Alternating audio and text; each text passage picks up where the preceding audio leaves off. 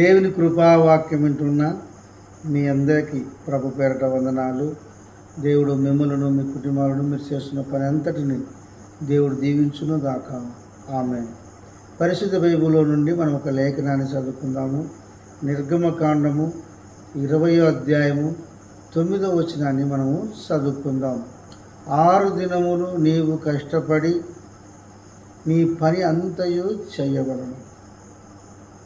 దేవుడు ఇక్కడ ఏమంటున్నాడంటే 6 దినములు నీవు కష్టపడి నీ పని అంతయు ముగించుకునవలను. దేవుడు కూడా 6 రోజులే పనిచేశాడు. 6 రోజులకే మొత్తము అన్నిటినీ సృష్టించాడు. మనిషినితో సహా సృష్టించాడు. 7వ రోజు దేవుడు కూడా ఏ పనియూ చేయలేదు. అలాగనే దేవుడు మీతో కూడా చెప్తున్నాడు, 6 దినములు నీవు కష్టపడి నీ పని అంతయు చేయవలను. 6 దినములు.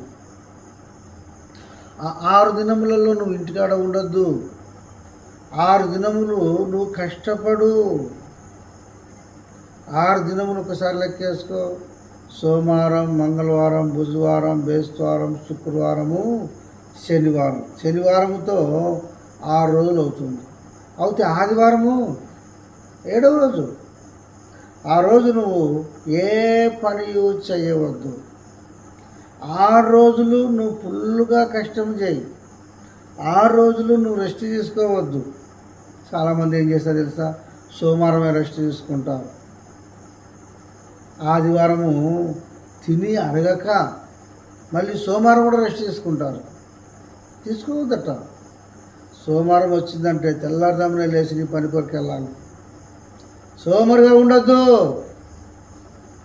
దేవుడు ఏమంటే చెమట కార్చి ఆహారాన్ని సంపాదించుకున్నాడు.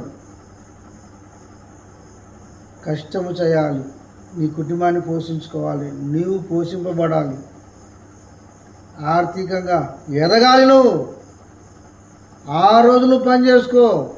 7వ రోజు నువ్వు ఏ పని చేయొద్దు. ఆ రోజు దేవుని ఆరాధించే దినం. ఆ రోజు దేవుని ఘనపరిచే దినం.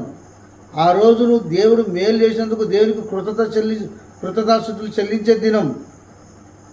ఆయన చేసిన ఉపకారము దేనిని మరవద్దు. ఆ రోజు నువ్వు దేవుని సన్నిధికి వెళ్ళి నువ్వు ప్రార్థన చేయి. ఆ రోజు కూడా పనికి వెళ్తారండి చాలామంది. సోమవారం, మంగళవారం బాగా రెస్ట్ చేసుకుంటారు. ఆ రోజే పనికి వెళ్తారు. ఆదివారమే. అందుకే మీ కుటుంబాలలో ఆశీర్వాదం లేదు. అందుకే మీ కుటుంబాలు వర్ధిల్లలేకపోతున్నాయి. ఆదివారం ఇక్కడి నుంచి ఏ పని చేయొద్దు. ఈరోజు ఇచ్చేది దేవుడు రేపు ఇస్తాడు నీకు.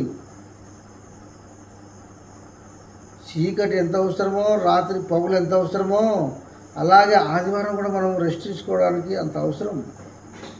దేవుని ఆరాధించి ఆ తర్వాత కొద్దిగా రెస్ట్ తీసుకో. సోమవారం మళ్ళీ నీ పనికి వెళ్ళిపో, పని చేసుకో.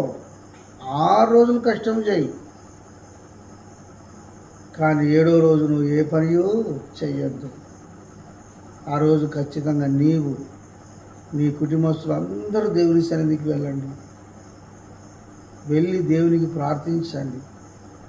నీ కొరకు, నీ కుటుంబం కొరకు, నీ బంధువుల కొరకు, నీ స్నేహితుల కొరకు, రాష్ట్ర ప్రజల కొరకు, దేశ ప్రజల కొరకు ప్రార్థన చేయి. ఆ రోజు నువ్వు ఏ పనికి వెళ్ళొద్దు.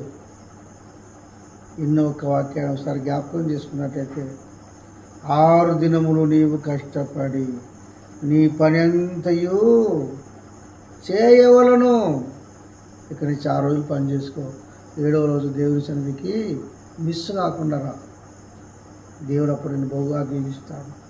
ఈ మాటలు దేవుడు దీవించును కాక. ఆమేన్. ప్రార్థన చేద్దాం. పరిశుద్ధమైన తండ్రి, నీకు వందనాలు, స్తోత్రములు తండ్రి.